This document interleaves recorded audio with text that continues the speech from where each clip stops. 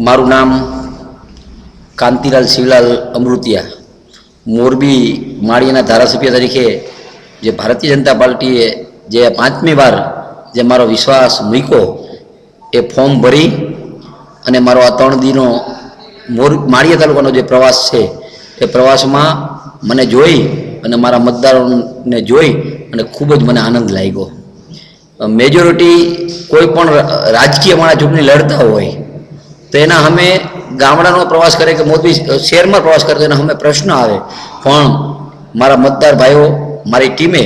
ગામો ગામ જે મારું સ્વાગત કર્યું, કોઈ ઢોલથી ત્રાસાથી, કોઈ ઘોડા ઉપર બેહારી અને ગામે ગામે ખાતરી આપી ગામો ગામે કે અમે તમારા પડખેના આધારે આજે આ સરવડ ગામે આ બપોરનો કાર્યક્રમ છે ને અહીંથી હજી 4 તારીખ સુધીનો જે મારો ગામડાનો પ્રવાસ છે.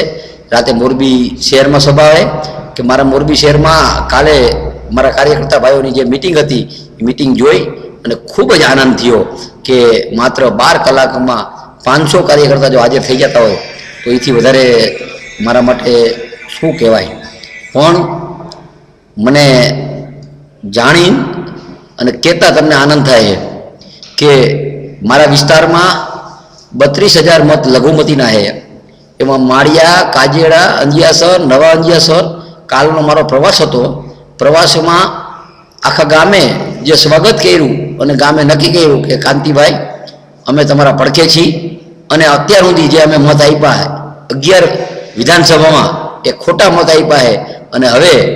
અમે તમને મત આપશી અને એમાં મારા જે લાગણીવાળા જે મને 5% 10% જે મત મળતા એ અને કાજેડામાં 50% મળતા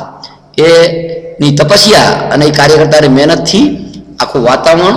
લઘુમતીમાં પણ ચેન્જ કર્યું. લઘુમતીના મોરબીના ધર્મગુરુ અમારા અહમદમિયા બાપુ અને મદનમિયા બાપુના ભાઈના આખી ટીમ પણ માળિયામાં જે આવી હતી અને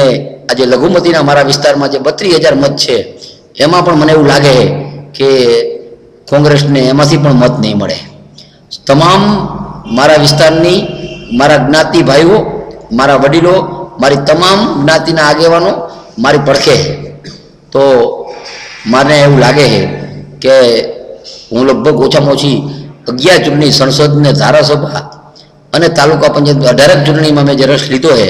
એમાં પહેલી ચૂંટણી મને એવું લાગે છે કે આ ચૂંટણી નો ભૂતો નો ભવિષ્ય એવું રિઝલ્ટ આવશે અને સારી જંગી બહુમતીથી અમે જીતશી એની હું ખાતરી આપું. અંદાજે અત્યારે કેટલા માણસો તમારી સાથે સંગઠનમાં જોડાવા છે?